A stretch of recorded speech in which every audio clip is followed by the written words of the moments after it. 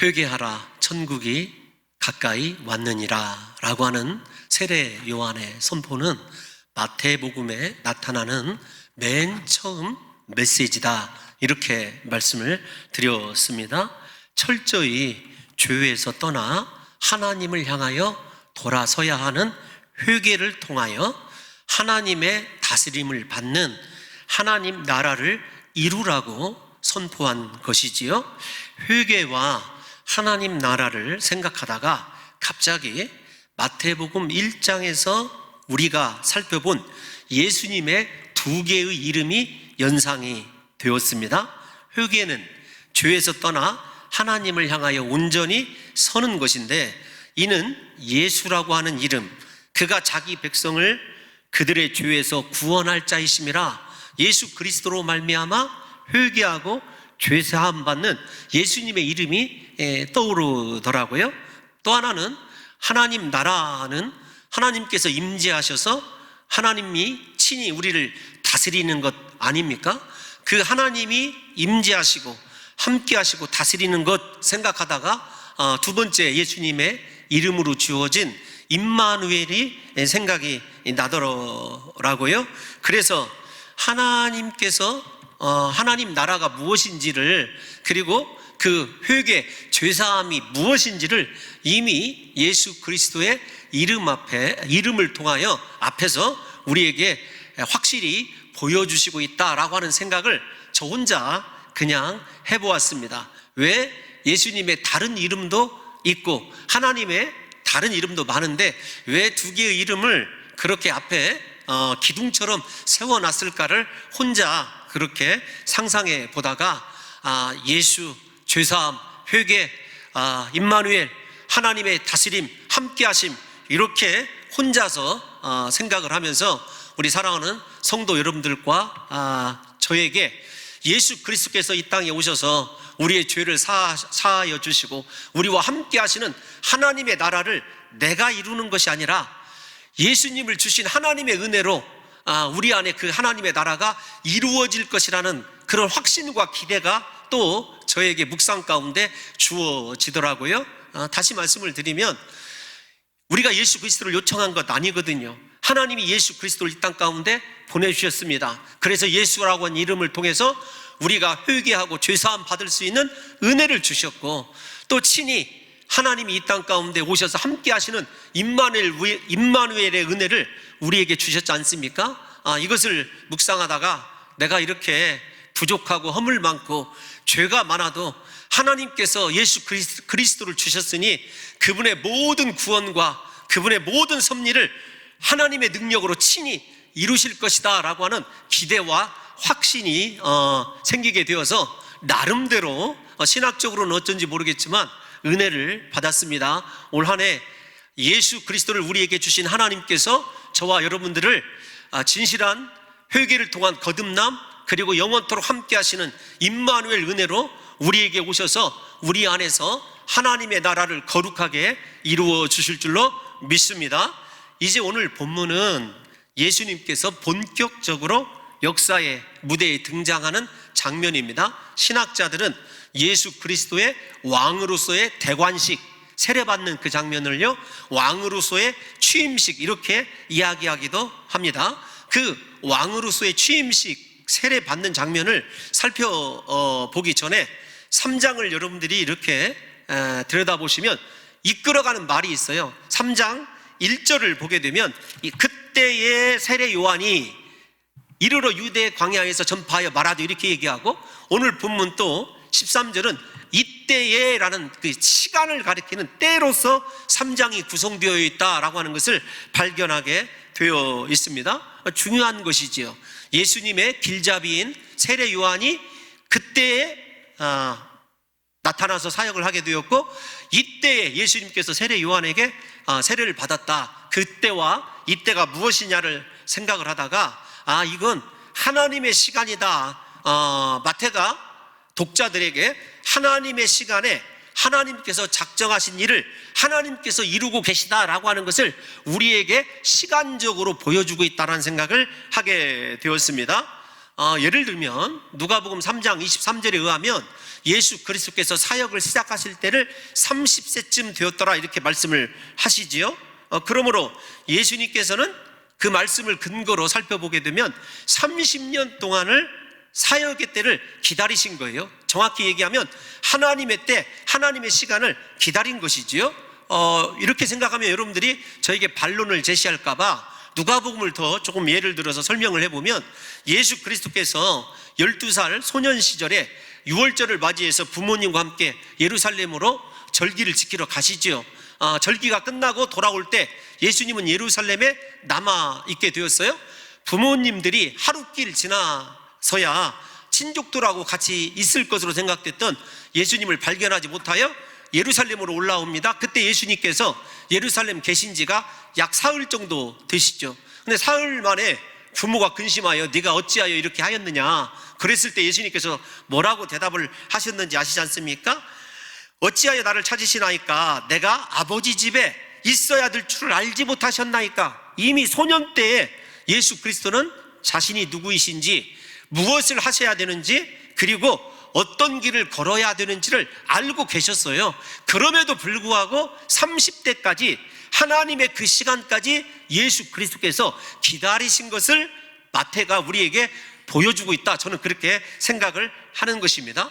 여기만 그럴까요? 그렇지 않습니다. 우리가 요한복음에 유명한 말씀이 있지 않습니까? 첫 기적, 가나 혼인잔치 때에도 포도주가 떨어졌다고 하는 마리아의 강청에 대해서 여자여 나와 무슨 상관이 있나이까? 아직 내 때가, 이 때라는 단어거든요. 내 때가 이르지 아니하였나이다. 이걸 보게 되면 예수님의 사역은 철저히 하나님의 시간표대로 하나님의 뜻을 좇아서 이루어지는 것을 보게 됩니다. 우리가 오늘 이 말씀을 통해서 사랑하는 성도 여러분들과 제가 새해가 되고 시간이 이렇게 바뀔 때 우리가 이 시간에 매여서 살아가는 것 중요하죠. 이 시간을 좇아서 살아가는 것 중요합니다. 그런데 우리에게 정말 중요한 것은 내 인생이 하나님의 시간표대로 움직여지고 있는가, 하나님의 때를 기다리고 있는가라고 하는 것이 훨씬 더 중요하다는 것을 생각해 봐야 한다는 것입니다.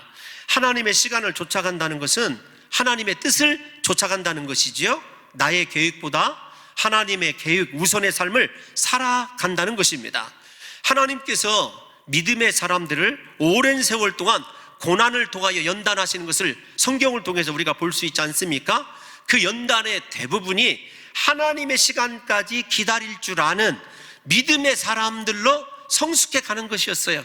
우리가 물론 시간이 크로노스, 카이로스 그 이야기를 또다시 설명할 필요는 없다고 생각이 되어지고, 우리에게 역사적인 그 시간 따라 살아가는 것 중요하지만 하나님의 시간에 맞추어서 하나님이 원하시는 때 내가 하나님을 위하여 일한다, 이거보다 우리 인생에서 중요한 것은 없습니다. 우리가 80년, 100년 사는 것 중요합니다. 그런데 그 시간들 속에서 하나님이 원하는 적절한 시간에 하나님을 위하여 무엇을 하고 있는지를 사랑하는 성도 여러분들과 제가 이 새해에 다시 한번 생각해 봤으면 하는 생각이 들더라고요.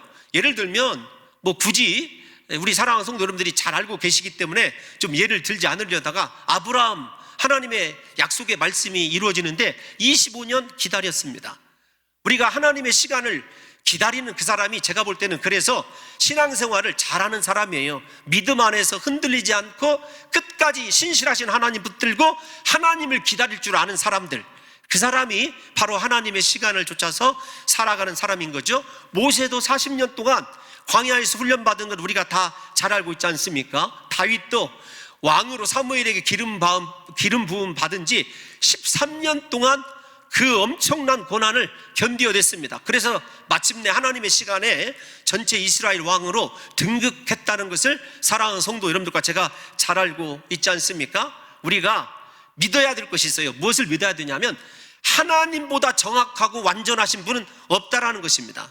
우리는 우리의 생각과 우리의 계획이 완전하다고 생각하는데 그렇지 않습니다. 하나님만이 완전하신 분이고 하나님만이 정확하신 분이시기 때문에 우리가 하나님을 기다리는 것이 얼마나 중요한지를 생각하셔야 됩니다. 우리가 볼 때 참 더딘 것 같고, 심지어는 우리의 기도를 잃어버리신 것 같고, 내 존재조차 하나님께서 잊어버리신 것 아닌가 이렇게 생각될 때도 많이 있지 않습니까? 그런데 그렇지 않습니다. 하나님은 우리의 믿음이 성숙하여져서 하나님이 이끄시는 때 하나님을 위하여 완전하게 살아낼 수 있는 믿음이 우리에게 생겨나도록 하나님께서 오히려 우리를 기다리고 계신다는 생각을 우리 사랑하는 성도 여러분들이 가지시고, 우리가 하나님을 쫓아서 믿음으로 그분과 동행할 수 있는 철저한 예수님 닮은 믿음의 사람들이 되시기를 예수님의 이름으로 축원합니다. 제가 생각해 봤어요. 그러므로 정말 예수 안에서 행복하게 평안하게 살아가는 사람들은 누구냐? 좀 느긋하고 여유가 있는 사람들, 그런 사람들은 누구냐면 하나님이 반드시 그분의 시간에 나를 통하여 역사하실 것이다, 지금 내가 할 일은 더 하나님 뜻에 맞게끔 준비되는 일이다, 이런 마음을 가지고 살아가는 사람들이 참 믿음의 사람들이더라고요. 조그마한 일에도 쉽게 분노하고 지치고 낙심하고 급해지는 저를 바라보면서 예수님 30년 동안 모든 것을 다 하시고 계시면서도 하나님의 시간을 기다리신 그분의 하나님 안에 있는 평안함과 하나님 손에 붙들려 있는 안전함이 저와 여러분들에게 올 한 해 꼭 주어지시기를 예수님의 이름으로 축원합니다. 예수님께서 세례를 받으시려고 요한에게 나아오시자 세례 요한이 강하게 부정을 하죠. 본문 14절을 보게 되면 내가 당신에게 세례를 받아야 할 터인데 당신이 내게로 오시나이까, 이렇게 고백하고 있지 않습니까? 앞에서 우리가 3장 1절에서부터 12절을 보게 되면 요한이 예수님을 가리켜서 나보다 능력이 많으신 분이다, 나는 그분의 신발을 들기도 감당하지 못하겠노라, 또한 자기는 물로 세례를 주지만 예수 그리스도는 불과 성령으로 세례를 주실 것이다, 이렇게 말했었어요. 심지어는 예수님 앞에서 자기는 광야의 소리에 불과하다, 광야에 외치는 자의 소리, 이렇게 얘기하는데 사실은 광야의 소리이죠. 광야에 나는 소리에 불과하다, 실체가 내가 아니란 말입니다. 그런데 예수님께서 자신에게 세례를 받으러 나오시는 장면을 보고 충격을 받은 거죠. 중요한 것은 이러한 예수 그리스도에 대하여 자기가 누구인지를 아는 세례 요한의 자기 정체성 이해 때문에도 충격을 받았겠지만 정확히는 세례의 의미 때문에 그런 거라고 이야기할 수 있습니다. 세례가 무엇이죠? 죄를 자복하고 죄 씻음 받는 것이 세례 아닙니까? 사람이 자신의 죄인됨을 인정하고 하나님께 나와서 스스로 그 죄를 고백을 하고 그 회개의 표로서 세례를 받게 되는 것인데, 우리가 잘 아는 대로 예수님은 죄가 없으신 분입니다. 세례 요한도 그것을 정확히 알고 있었어요. 예수 그리스도가 하나님의 아들이신 것을. 죄가 없으신 예수 그리스도께서 죄 씻음의 표인 세례를 향하여 달려오시는 것을 보고 세례 요한이 거부하고 놀란 것입니다. 그럴 때 예수님께서 세례 요한을 이렇게 설득을 시키죠. 우리가 이와 같이 하여 모든 의를 이루는 것이 합당하니라. 세례 요한과 예수 그리스도가 바라보고 있는 것은요, 하나님께서 원하시는 의를 이루는 삶입니다. 형식이 중요한 것이 아니라 왜 존재하느냐, 본질이 무엇이냐. 사랑하는 성도 여러분과 저도 마찬가지입니다. 신앙생활에 저는 형식도 굉장히 중요하게 생각하지만 그 형식이 본질을 향하여 있었을 때 중요한 것이지요. 그러니까 세례 요한이나 예수 그리스도나 이 땅에 무엇 때문에 왔느냐, 하나님의 의를 이루어야 된다. 그것도 완전하게 모든이라고 하는 단어를 통해서 이루어야 되는 목적을 갖고 있음을 다시 한번 확인을 하게 되는 것을 보게 됩니다. 그리고 그 목적 아래서 세례 요한이 또다시 예수 그리스도께 흔쾌히 세례를 베푸는 것을 보게 되죠. 부디 우리 사랑하는 성도 여러분들과 제가 이 땅에 왜 존재하는가, 나는 왜 하나님께서 자녀로 부르셔서 목사로, 장로로, 안수집사로, 권사로 왜 하나님이 우리를 세우셨는가, 그 본질이 무엇인가를 예수님처럼 세례 요한처럼 분명히 좀 알았으면 좋겠어요. 그래서 그 목적이 분명한 사람들은요, 나머지의 문제에 대해서는요 얼마든지 자유롭고 그 다음에 그것들로부터 훨씬 더 아름답고 귀한 열매들을 추구할 수 있는 영적인 분별력과 영적인 집중력이 생겨나게 되는 것을 보게 됩니다. 신앙생활이 이렇게 분명히 목적이 있게 되었을 때 여러분, 우리의 삶에 그 목적이 이루어지는 것, 하나님의 은혜로 이루어지는 것을 바라보면서 우리가 느끼는 행복과 기쁨도 훨씬 더 크거든요. 그래서 올 한 해 살아가실 때 오늘 예배를 드리시는 우리 사랑하는 성도 여러분들에게 하나님께서 여러분들을 왜 부르셨는지, 무엇 때문에 이 시대의 봉동중앙교회에 여러분들을 주셨는지를 정확하게 깨달으셔서 그 목적이 중요합니다. 내 의를 이루는 거 아닙니다. 내 꿈을 성취하는 거 아닙니다. 내 야망을 이루는 것이 아닙니다. 하나님의 모든 의, 하나님께서 주신 그 계획을 이루는데 저와 여러분들의 인생이 집중되고 또 집중되는 귀한 역사가 있으시기를 예수님의 이름으로 축원합니다. 중요한 건 그러면 예수님께서 말씀하시는 의는 무엇일까요? 바로 우리 모두를 죄에서 구원하시는 사역 아니겠습니까? 죄가 없으신 예수님이 인류를 죄에서 구원하시기 위하여 십자가에 죽으셔야 했습니다. 예수님께서 우리 죄를 위하여 죽으심으로 말미암아 우리는 그 죄에서 구원받고 의로운 하나님의 자녀가 된 것이죠. 이것이 예수님께서 이루신 하나님의 의입니다. 그러므로 예수님이 세례를 받으시기를 원하시는 것은 자신의 죄 때문이 아니라 인류를 모든 죄에서 대신하여 세례를 받으시고 구원하시기 위하여 세례를 받으셨다는 것을 부디 기억하시기를 소원합니다. 이 말씀, 세례를 받으시는 것은요, 이사야 53장 5절에 있는 말씀과 정확하게 일치한다고 이렇게 말씀드릴 수 있습니다. 한번 읽어보겠습니다. 시작. 그가 찔림은 우리의 허물 때문이요 그가 상함은 우리의 죄악 때문이라. 그가 징계를 받음으로 우리는 평화를 누리고 그가 채찍에 맞음으로 우리는 나음을 받았도다. 아멘. 아멘. 죄가 없으신 예수님께서요, 왜 그렇게 찔리고 상하시고 징계를 받으시고 채찍을 받으셨냐면 바로 우리의 허물, 우리의 죄 때문이다, 이렇게 말씀하고 있습니다. 우리의 죄를 대신할 자로 오셨기 때문에 세례를 받으셨는데, 여러분, 이 세례 받음에 대하여 가장 정확하게 좀 표현한 신학자가 있어요. 누구냐면 D.E. 그라프라고 하는 사람이 성서신학자인데요, 약속과 구원 이렇게 번역할 수 있는 책을 쓰셨어요. 그 책에 보면 뭐라고 써 있냐면, 예수께서 세례를 받으신 것은 우리의 머리 되기 위하십니다. 우리의 대표가 되기 위하십니다. 이렇게 말씀하고 있습니다. 첫 번째 아담이 우리의 대표였어요. 죄에 넘어져 실패하고 우리가 죄 가운데 있는데, 그 아담을 대신해서 우리의 머리가 되심으로 말미암아 우리의 죄를 대신하여 세례를 받으시기 위하여 우리의 죄를 구속하시기 위하여 세례를 받으신다, 이렇게 그라프가 이야기하는 것을 읽어본 적이 있습니다. 사랑하는 성도 여러분, 예수님은 죄가 없으심에도 불구하고 스스로 우리의 죄인된 머리가 되셔서 십자가에 못 박혀 죽으심으로 우리를 죄에서 구속하시고 구원하셨다라는 사실을 잊지 마셔야 됩니다. 뿐만 아닙니다. 사도 바울 또한 예수님이 말하는 의를 고린도후서 5장 21절에서 이렇게 이야기하고 있어요. 한번 읽어보겠습니다. 시작. 하나님이 죄를 알지도 못하신 이를 우리를 대신하여 죄로 삼으신 것은 우리로 하여금 그 안에서 하나님의 의가 되게 하려 하심이라. 아멘. 예수님은 죄가 없으신 분 정도가 아니라 죄를 알지도 못하신 분이다. 저 말씀이 크게 은혜가 되더라고요. 그런데 우리를 대신하여 죄로 삼으셨어요.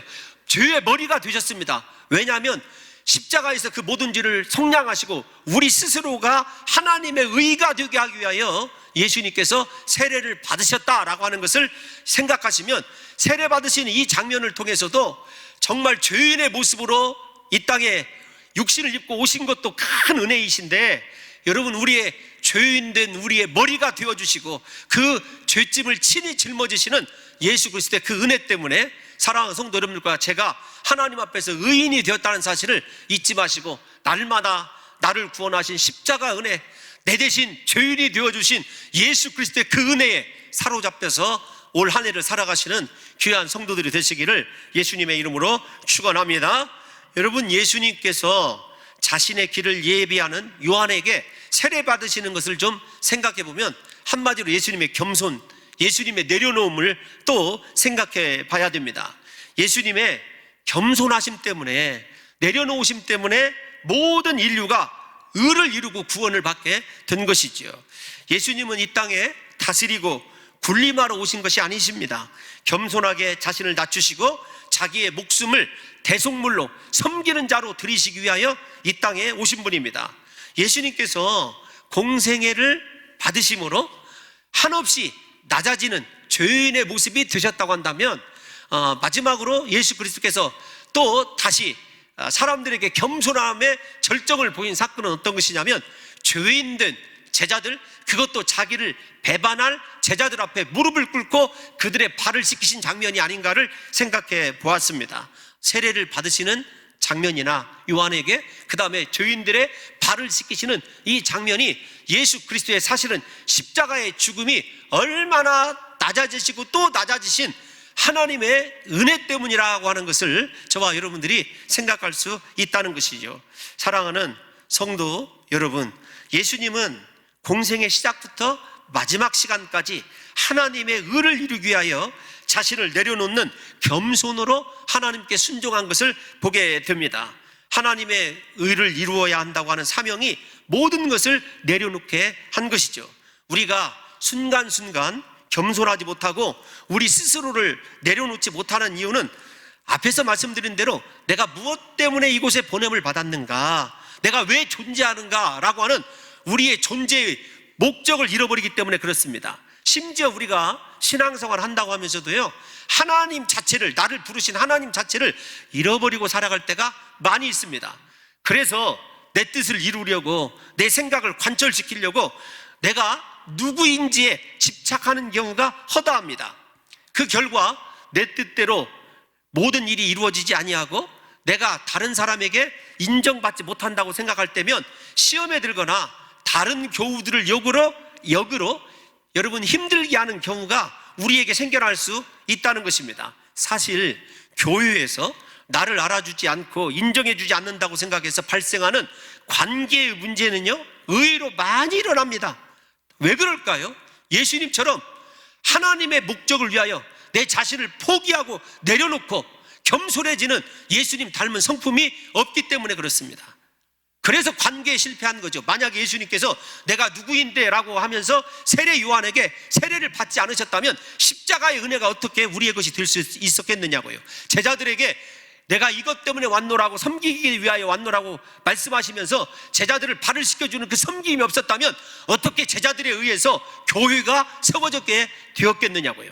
부디 올 한 해를 생각하시면서 봉동중앙교회 사랑하는 성도 여러분들과 저만큼은 내가 누구인데가 하는 것이 내 인간적인 것에서 형성되는 것이 아니라 하나님의 부르심의 시각으로 사랑하는 성도 여러분들과 제가 이 땅에 하나님의 뜻을 위하여 보냄받은 목적에만 충실함으로 말미암아 그 목적 앞에서는 나와 여러분들이 간 곳이 없고 오직 하나님의 섭리만 존재하도록 남은 생에 예수님처럼 그렇게 우리의 마음도 우리의 모든 생각도 다 내려놓으시고 겸손하게 다른 영혼들을 섬길 수 있는 귀한 역사가 있으시기를 예수님의 이름으로 축원합니다.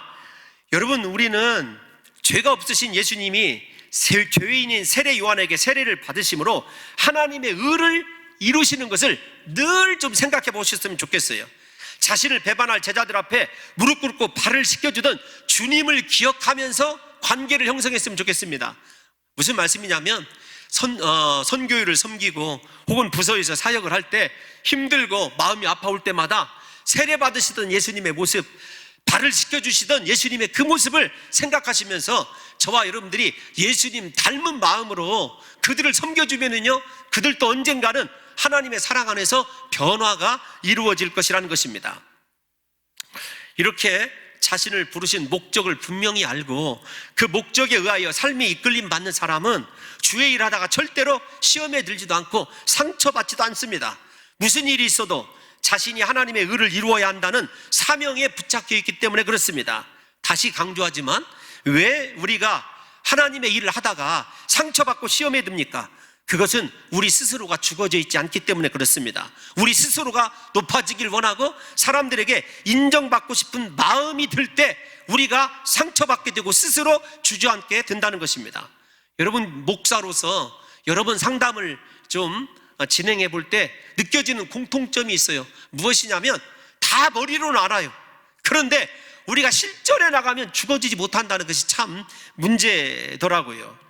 내가 교회에서 누구인데, 내가 지금까지 헌신하고 충성한 것이 얼마인데, 내가 저 사람보다 못한 것이 없는데 라고 생각되는 그 순간이 우리가 가장 위험한 순간임을 깨달아 하셔서 부디 나는 하나님께서 이 땅에 하나님의 영광을 이루라고, 하나님의 의를 이루라고 봉동중앙교회에 보내주신, 하나님이 보내주신 하나님의 사명자라고 하는 그 의식을 가지시고 범사에 올 한 해 사역의 현장에서 모든 이들을 섬겨주실 때, 예수님처럼 낮아지실 때에 저와 여러분들을 통해서 우리 교회가 한층 더 하나님의 나라를 분명하게 보여줄 수 있는 복 있는 공동체로 성숙하게 될 줄로 믿습니다. 여러분, 하나만 더 이 부분에 대해서 말씀을 드리고 가야 될 것 같아요. 제자들 또한 예수님을 쫓아서 따를 때에 서로 높아지고 싶은 마음이 있었어요. 마가복음 10장 38절을 보게 되면 다 같이 한번 읽어보겠습니다. 시작. 예수께서 이르시되 너희는 너희가 구하는 것을 알지 못하는도다. 내가 마시는 잔을 너희가 마실 수 있으며 내가 받는 세례를 너희가 받을 수 있느냐. 아멘. 아멘. 서로 높아지기를 다툴 때 예수님께서 뭐라고 말씀하시냐면, 내가 마시는 잔을 너희가 마실 수 있으며 내가 받는 세례를 너희가 받을 수 있느냐. 한마디로 얘기하면 예수님께서 인정하실 만한 높은 자는요, 십자가 지는 사람이에요. 자기를 죽이는 사람입니다. 자기를 희생할 줄 아는 사람이에요. 예수님처럼 멸시와 조롱과 모욕을 당해도 하나님의 뜻을 이루려고 자기 자신을 한없이 낮춘 사람만 예수님께서 분명히 높여주는 사람이란 사실을 우리가 역설적으로 저 말씀을 통해서 깨달아 아셔야 됩니다. 사랑하는 성도 여러분, 예수님처럼 십자가에 죽기까지 복종하고 낮아지고 종된 삶을 사는 사람들이 예수님 가까이에 이른 사람입니다. 반대로 세상의 기준으로 교회에서 높아지고 대접받으려 하는 사람들은요, 세례 요한으로부터 독사의 자식들아 누가 너희더러 임박한 진노를 피하라고 하더냐라고 우리가 3장에서 살펴본 책망을 들은 사두개인들과 바리새인의 모습이란 사실을 잊어서는 안 됩니다. 사실 3장을 읽어보게 되면은 사두개인들과 바리새인의 모습과 예수 그리스도의 모습이요, 아주 극명하게 대조를 이루고 있어요. 그들은 세례 요한을 향하여 저 사람이 과연 무슨 짓을 할까라고 생각하면서 자기들이 판단하러 세례 요한을 구경하러 나옵니다. 그런데 예수 그리스도는 그렇지 않았어요. 하나님이시면서도 불구하고 세례 요한에게 세례 받으시는 그 장면을 생각해 보시라고요. 우리의 삶이 마지막 순간에 책망받을 인생인지 독사의 자식들이라고, 아니면 예수님처럼 네가 내 잔을 받아 마시고 나와 함께 하나님이 원하시는 길을 걸었으니 나와 함께 왕의 권세를 누리라고 할 자인지를 분명하게 생각하셔서 올 한 해 예수님의 이 세례 받으심, 예수님의 제자들의 발을 씻기심을 기억하셔서 우리 공동체가 다 예수 닮은 모습으로 아름답게 하나님 나라를 이루며 살아가시기를 예수님의 이름으로 축원합니다. 이제 예수님께서 세례 받으시고 올라올 때 하늘이 열리게 되죠. 하늘이 열린다라고 하는 표현은요, 성경 곳곳에서 정확히 하나님의 임재, 그 다음에 하나님이 행하실 세일, 이 두 가지가 공통적으로 등장합니다. 시간이 없어서 한 구절만 여러분들과 함께 살펴보려고 그러는데, 에스겔 1장 1절, 에스겔 선지자가 처음에 어떻게 시작하는지를 한번 볼까요? 이렇게 있습니다. 시작. 30째 해 넷째 달 초 닷새에 내가 그발강가 사로잡힌 자 중에 있을 때에 하늘이 열리며 하나님의 모습이 내게 보이니. 아멘. 하늘이 열렸다라고 하는 것에 두 가지 모든 본문에서 공통점이 있다고 그랬어요. 하나님이 임재하신다는 것, 그 다음에 하나님께서 이루실 구원의 세일이 약속으로 주어진다는 것이 공통적이더라고요. 사랑하는 성도 여러분, 하나님께서 하늘을 여시고 임재하셔서 이스라엘 백성들의 어두움에 사로잡혀 있는 포로에서 구원해 주실 것을 약속해 주십니다. 이처럼 하늘이 열리면 지금까지 닫혀있고 침묵하시던 하나님께서 모습을 드러내시고 이스라엘을 구원하시기 위한 새 일을 행하시거나 새로운 일에 대하여 말씀을 해 주신다는 것입니다. 이 말씀이 조금 이해가 가지 않으시면 우리가 창세기 공부했으니까 야곱을 생각해 보십시오. 형 에서의 낯을 피하여 바단 아람으로 도망가던 야곱이 베델에서 잠을 자다가 하늘이 열리는 것을 보게 되죠. 열린 하늘에서 땅으로 사닥다리가 연결되고 천사들이 오르락내리락 하는 것을 보지 않습니까? 그랬을 때 야곱의 고백이 무엇입니까? 하나님이 과연 여기 계시거늘 내가 알지 못하였도다. 무엇을 바라보게 된 것이죠? 하나님의 임재, 하나님이 이곳에 오셨다라고 하는 것을 분명하게 경험하게 되는 것을 보게 됩니다. 이처럼 하늘이 열림은 하나님의 임재의 상징일 뿐만 아니라 하나님께서 야곱을 새로운 인생으로 부르심의 시작 아닙니까? 우리도 마찬가지예요. 이 말씀까지도 이해가 안 간다면 바울 사도가 어떻게 변화되었죠? 다메섹 도상에서 하늘이 열리고 빛으로 임재하시는 예수 그리스도를 만나고 그의 전 인생이 바뀌게 되고 그가 이방인을 위한 사도로 부름받게 되는 삶의 정확한 정체성이 보여진 것 아닙니까? 예수님의 공생에도 마찬가지예요.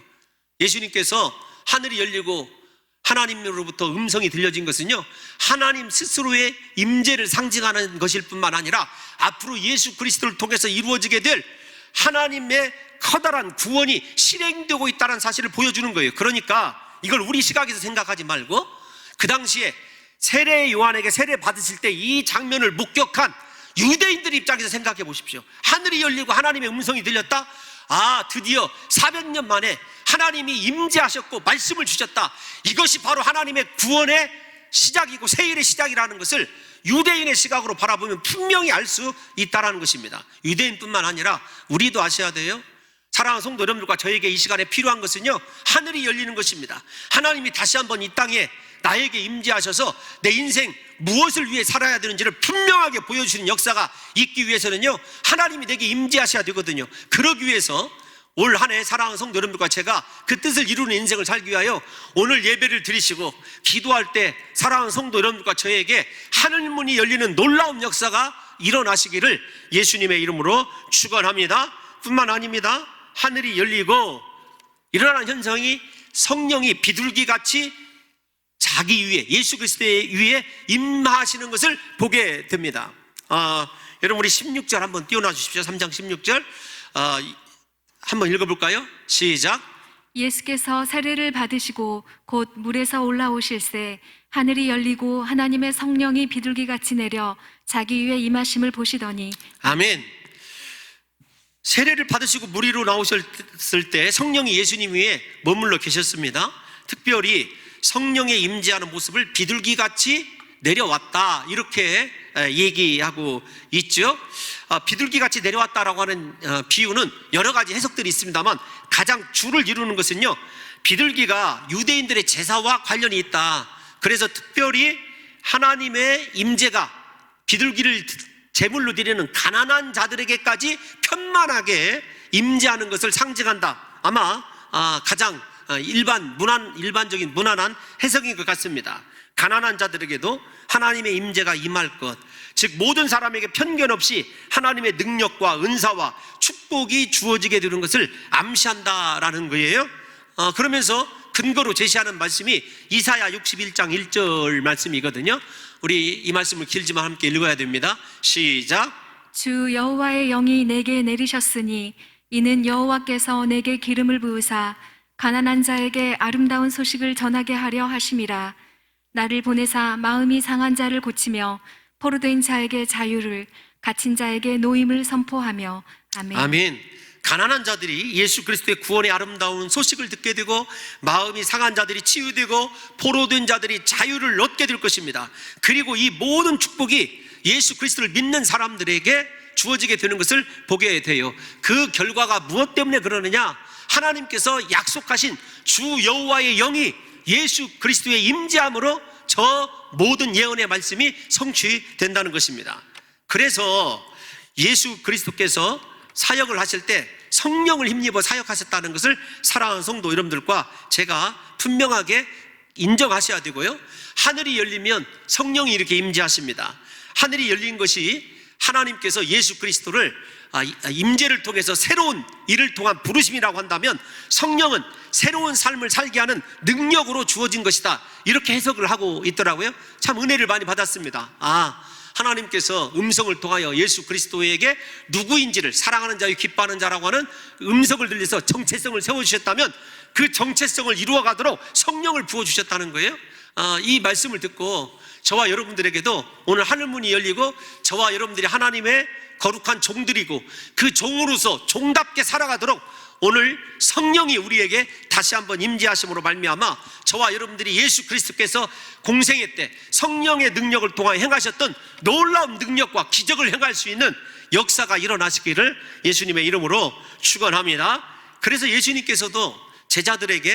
예루살렘을 떠나지 말고 승천하시면서 약속하신 것을 기다리라, 성령을 기다리라고 말씀하셨지 않습니까?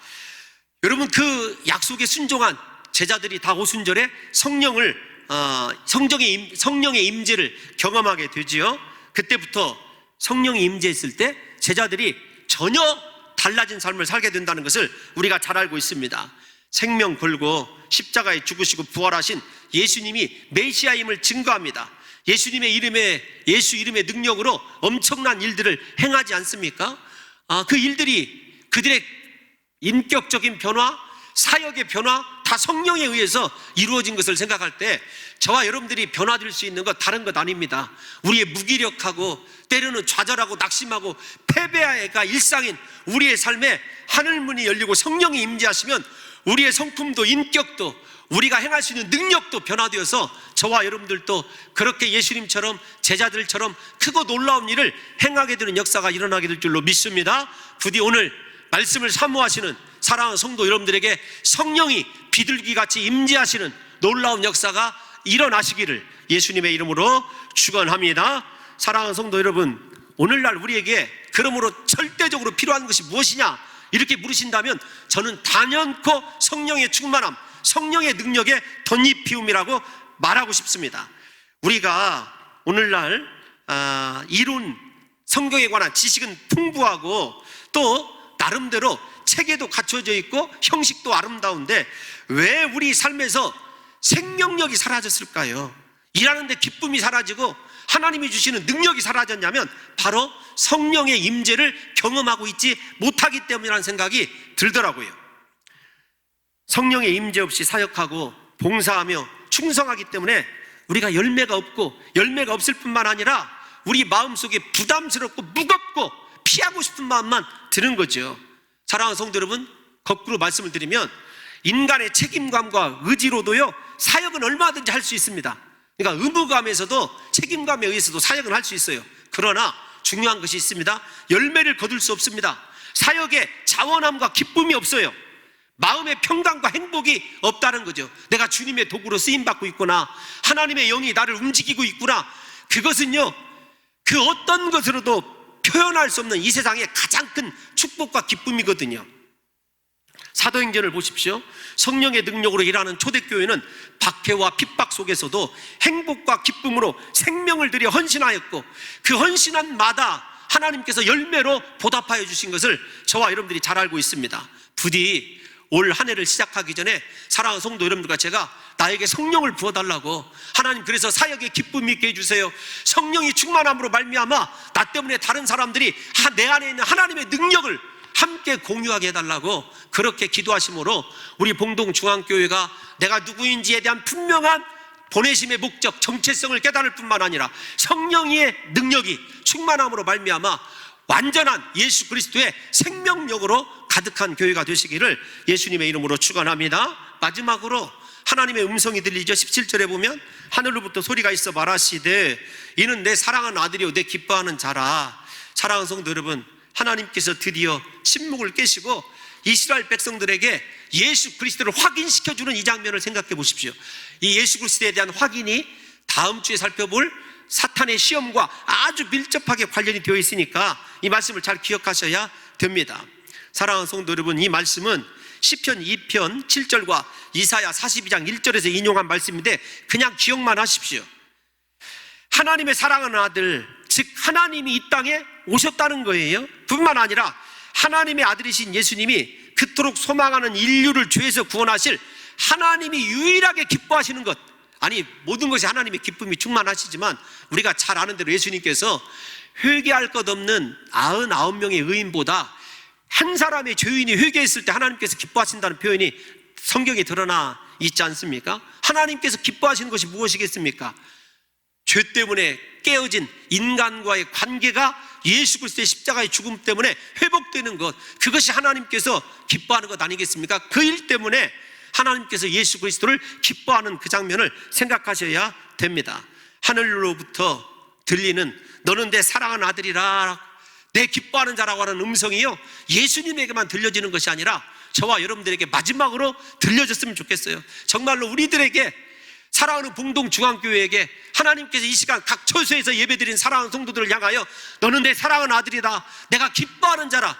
여러분, 이보다 더 신이 나고 이보다 더 힘이 되는 말씀이 어디가 있겠느냐고요. 오늘 그 음성이 저와 여러분들에게도 들려짐 때문에 우리가 하나님의 아들답게 살아가시고 일생을 하나님을 기쁘시게 하는 자로, 하나님이 기뻐하시는 자로 저와 여러분들을 이렇게 한번 생각해 보십시오. 하나님이 저와 여러분들만 생각하셨을 때 기쁨이 충만해지는 그 하나님의 모습을 한번 생각해 보시라고요. 우리에게요, 사랑하는 성도 여러분, 그 음성이 들려지면 우리의 삶이 변화되는 거죠. 우리에게 세상의 소리는 필요치 않습니다. 사람의 소리도 필요치 않아요. 오직 우리를 사랑한다고 하는 하나님의 음성, 나를 기뻐한다고 하는 하나님의 음성이 들려야 되는 것 아니겠습니까? 예수님께서 요한복음 10장 27절에서 이렇게 이야기하셨어요. 어떻게 이야기하셨냐면, 내 양은 내 음성을 들으며 나는 그들을 알며 그들은 나를 따르느니라. 우리가 예수님의 양이라고 한다면 예수님의 음성이 들려야 되는 것 아니겠습니까? 오늘 이 예배를 통하여 사랑하는 온 성도들과 저에게 하나님의 음성이 들리되 너는 내 사랑하는 아들이다, 내가 기뻐하는 자라고 하는 음성이 들리심으로 말미암아 저와 여러분들이 그렇게 남은 생에 하나님의 아들답게 하나님을 기쁘시게 하는 인생으로 살아내지는 역사가 있으시기를 예수님의 이름으로 축원합니다.